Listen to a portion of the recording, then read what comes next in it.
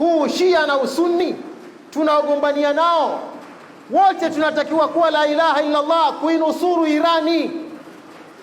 Irani ndio mkombozi wa Waislamu. Watu hata kama wakikasirika, potelea mbali, potelea mbali, tuzungumze haki. Msaudia yuko pale, Mkuweti yuko pale, Mkatari yuko pale, wanamsaidia nini Mpalestina? Wanamsaidia nini Mpalestina? Lebanon ile pale juzi imepigwa makombora ambayo hayajapigwa nchi yoyote kwa miaka 30. Na smartphone lakini amfuatilie dunia inayokwenda. Lebanon juzi mkataba umesainiwa huku kwa kuomba po Donald Trump, ndio aliomba po. Mkataba umesainiwa kwa masharti ya Irani ili tusimamishe vita. Masharti yangu haya, Donald Trump unasemaje? Nimekubali.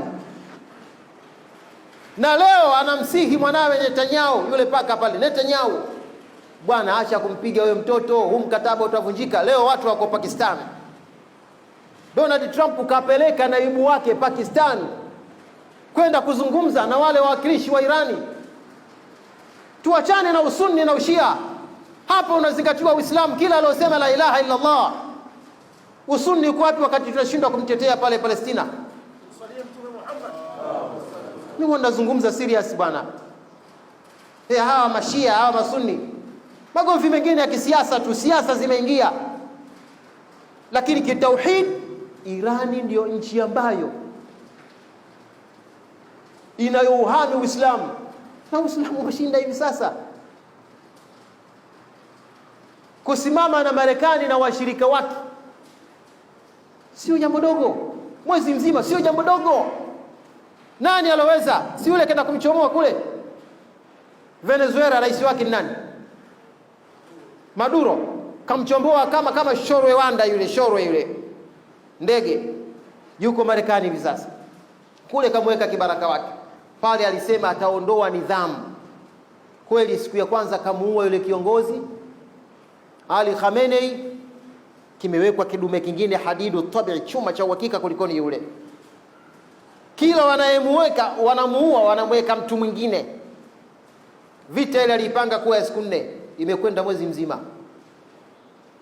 Muisraeli kaomba, baba omba. Nimeishiwa. Na mzee mwenyewe nimeishiwa. Na ule mfereji hakuna meli yoyote iliyoweza kupita. Askari wake wote mashariki. Haya majambo lazima miyajue kwanza. Haiwezekani kuna utandawazi alafu tukawa tunaogopa kusema mambo kama haya. Utandawazi gani kama hamjui dunia inavyokwenda? Takbir.